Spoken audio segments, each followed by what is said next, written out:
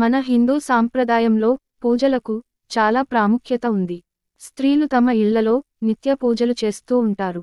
కొంతమంది పూజలు చేసే సమయంలో తమకు తెలియకుండానే కొన్ని తప్పులు చేస్తారు. వాటి వల్ల పూజ చేసిన ఫలితం ఏమాత్రం ఉండదని శాస్త్రం చెబుతుంది. మరి నిత్య పూజ ఎలా చేస్తే దేవుని అనుగ్రహం లభిస్తుందో ఈ వీడియోలో తెలుసుకుందాం. మనం పూజ చేసే సమయంలో పూజకు ఉపయోగించే పూలు పొరబాటున క్రింద పడితే వాటిని పూజకు అస్సలు ఉపయోగించకూడదు. సువాసన కలిగిన పూలను చాలా మంది వాసన చూస్తూ ఉంటారు. అయితే వాసన చూసిన పూలను మాత్రం పూజకు వాడకూడదు. ఎండిన పూలను పూజగదిలో ఉంచటం ఏమాత్రం మంచిది కాదు. ఎందుకంటే ఎండిన పూలు ఉన్నచోట నెగటివ్ ఎనర్జీ ఏర్పడుతుంది.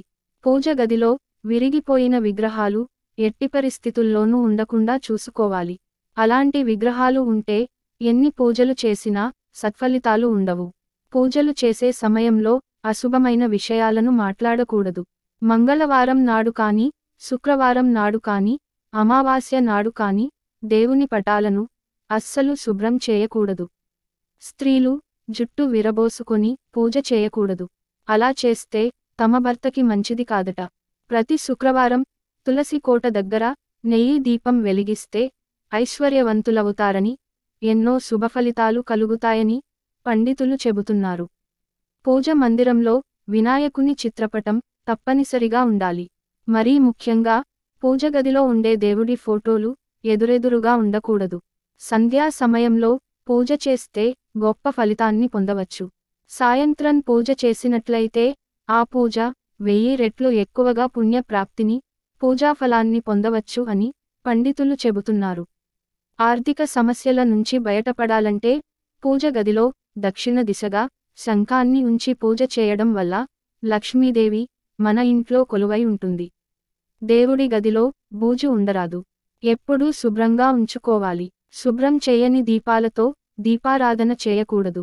దేవుడికి పెట్టిన నైవేద్యాన్ని తప్పనిసరిగా ప్రసాదంగా స్వీకరించాలి.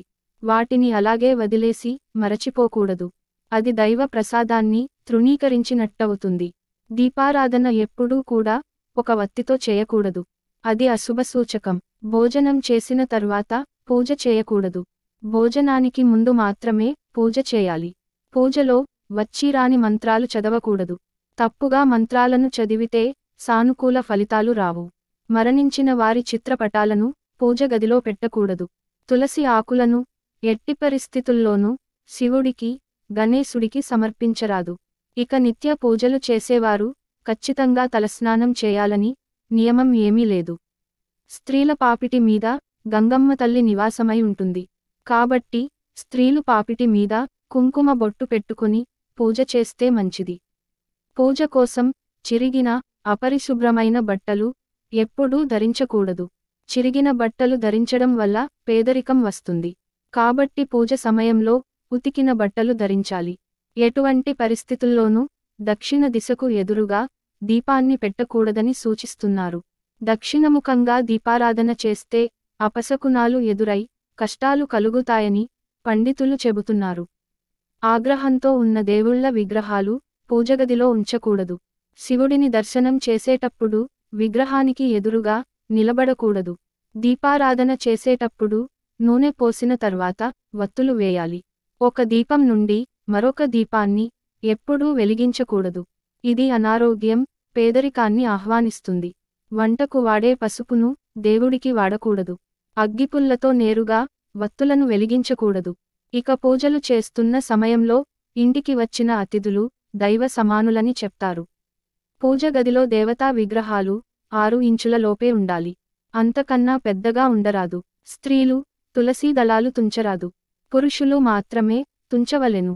స్టీలు కుందుల్లో దీపారాధన అస్సలు చేయకూడదు. దీపపు ప్రమిద నేలపై ఉంచకూడదు. అది దీపాన్ని అగౌరవపరిచినట్టు అవుతుంది. కాబట్టి దీపం కుంది కింద తమలపాకు పెట్టి దీపం వెలిగించాలి. శివలింగంపై పాల ప్యాకెట్లతో అభిషేకం చేయవద్దు. అభిషేకం చేయాలి అనుకుంటే ప్యాకెట్లో పాలను గ్లాసులో పోసి అభిషేకం చేయాలి. అక్షంతలుగా ఉపయోగించే బియ్యంలో నూకలు ఉండకూడదు. అలా నూకలను అక్షతలుగా ఉపయోగిస్తే ఖచ్చితంగా చెడు జరుగుతుందని వాస్తు శాస్త్ర నిపుణులు చెబుతున్నారు. ఇంట్లో నిమ్మకాయ దీపం పెట్టకూడదు.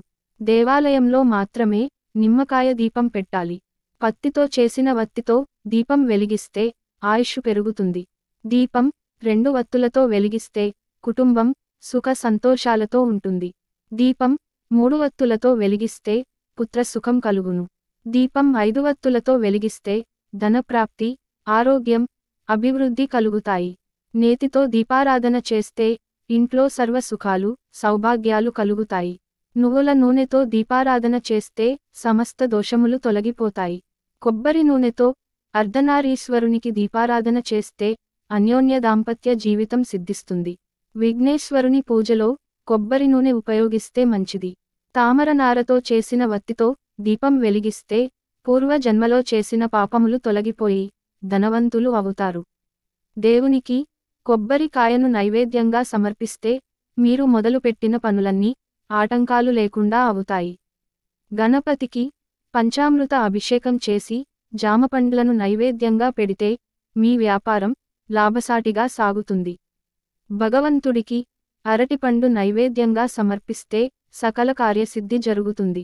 పూజ సమయంలో పెట్టే నైవేద్యాలలో ఒక దేవుడిని పూజించడానికి పెట్టిన నైవేద్యాన్ని మరొక పూజలో నైవేద్యంగా ఉపయోగించకూడదు. ఈ వీడియో మీకు నచ్చితే లైక్ చేసి సబ్స్క్రైబ్ చేయండి.